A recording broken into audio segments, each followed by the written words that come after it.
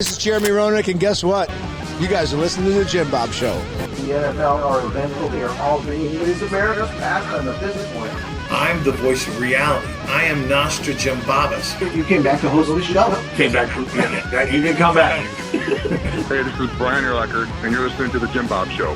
Hey, this is Jim McMahon, and you're listening to The Jim Bob Show. It's been a big disappointment. Well, you're a hard guy to please. Don't forget that. You're a hard guy to please. 720 WGN, typically high atop Chicago Skyline Studio. Today, we are the El Bandito Hideout, the Wanna Parlay podcast studio, and Jim Bob on the line. Longtime friend, one of the great creators and innovators and winners in the world of barbecue, world champion pitmaster behind Shake and Bake Barbecue and the global juggernaut that is Blues Hog. And it is Blues Hog, and this is my buddy, and guess where he's at? He's in a feed yard. Tim Scheer, what's up, baby?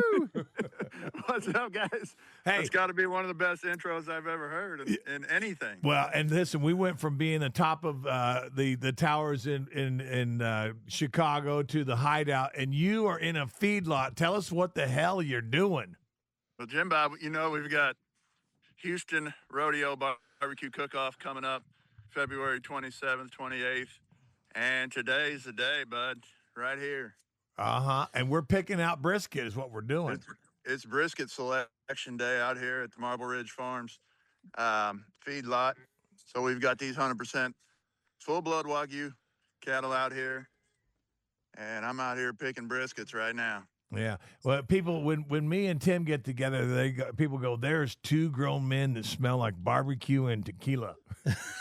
What have they been? What have they been doing? All right. So are you pumped up about the Houston Rodeo? Dude, I'm so fired up about it. I've been practicing. Hey, I said it. I've been practicing. Practicing what? Like accepting the trophy, like, or whatever? No. I've been practicing my brisket. we got half chicken. So this competition is different than what we normally do, Dane. Like we gotta do a half chicken, we gotta do ribs, and we gotta do brisket. So it's not your typical KCBS 4-meat category or whatever. So it's a little different technique. One that I don't do very often, so I gotta dial it in a little bit. Let's not forget though, you are. I mean, he's the one buddy. When I call champ. I mean, it's so meaningful. Well, Tim, think about this, and you've got the versatility for the listeners, the viewers out there. You know, because you are a Memphis and May champion, and that format is a little different too. So I think you can handle the range. No, it's different for sure. They're all a little bit different. That's what I like to take a little pride in, being a little versatile and cook on anything, anywhere. But man, Houston's people outside of Texas don't really realize how big of an event this is. Like it's the biggest party I've ever been to, as far as corporate tents and just all kinds of elaborate setups and everything. So if you've never been, man, you're going to be in for a treat, number one. And then, you know, the barbecue is dead serious down there. It's crazy. They call it Texas tender. You know, so the judges eat it with a plastic fork. So we've got to be able to make the ribs as tender as can be. They don't pick them up and eat them like you normally would. They hit them with a plastic fork. The brisket's got to be super tender, you know, which is really challenging to make it that tender and not be dry. Well, understand this, partner. When you walk into the room, you smell of confidence. I'm telling you, I know. I mean, because he's slathered in Blues Hog barbecue sauce. I thought we smelled like tequila and barbecue. And you smell like confidence. But no, I'm so proud to have you as a friend, and like I said, I mean, I love what you do, and you guys are true champions. Other than the format, is there anything else challenging about this Houston deal? Just the competition itself. There's over 300 cooks there, so and every one of them is capable, man. There's teams there's a lot of corporations that throw a huge party, right, and then they hire a cook to cook the competition portion of it for them. So, yeah, man, it's the best of the best down there. And like I said, people around here aren't quite as familiar with it because it's not your KCBS or your American Royal or whatever that we're kind of used to going to. It's a different animal, but But no, I'm excited about it, and we're definitely excited to show off the Bandito down there too, man. It's going to be like I said, it's going to be a party. We're going to be handing out sauce samples and tequila shots, so be ready. So, Yeah. Tim, think about this. So, Houston is definitely one of the crown jewels. When you put together the Banditos and barbecue and brought you into the El Bandito world, I wouldn't want to steer you wrong. Talk a little bit about it. You know, you can pair El Bandito. Jim Bob always says it pairs great with anything, but with barbecue, it's extra great.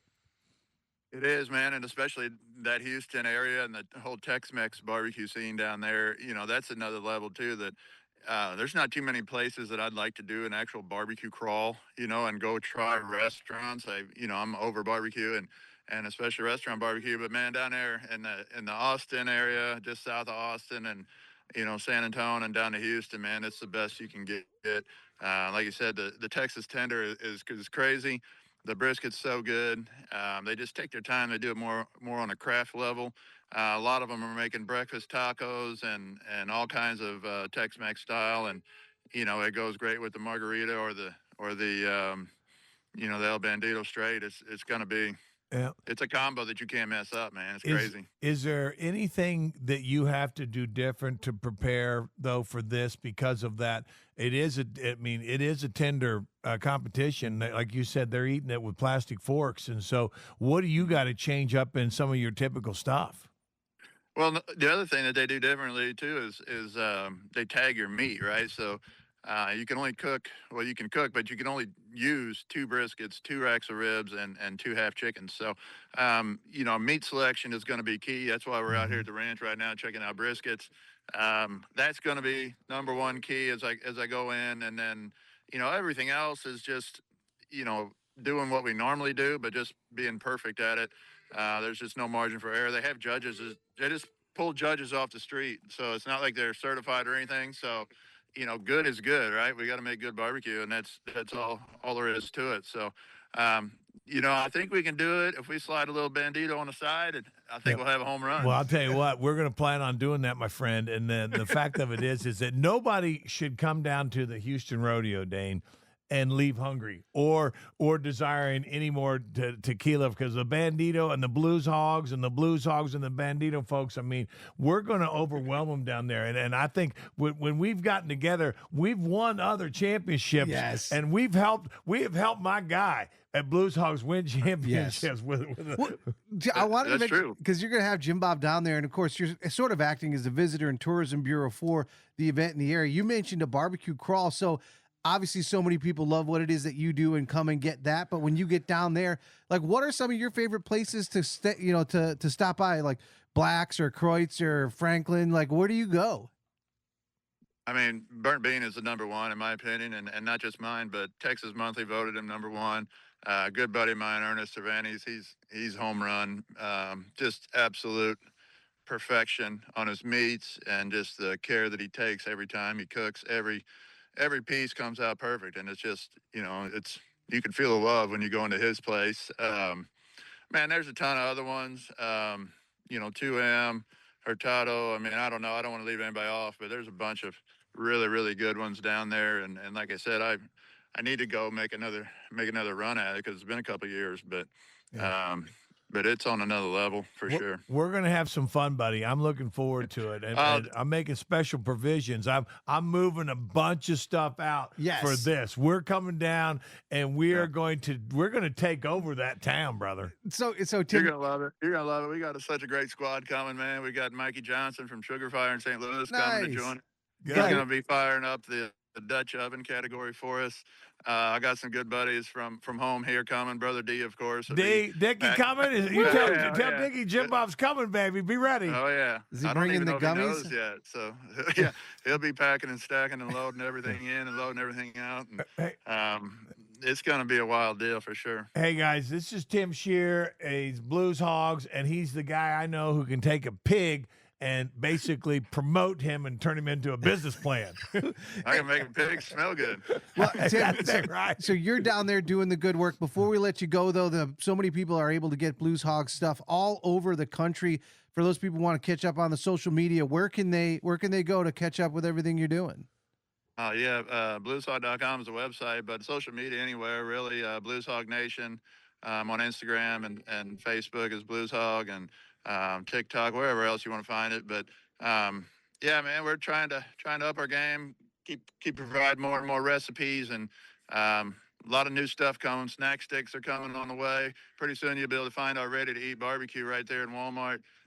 Grab and go. So it's going to be a big deal coming up this spring.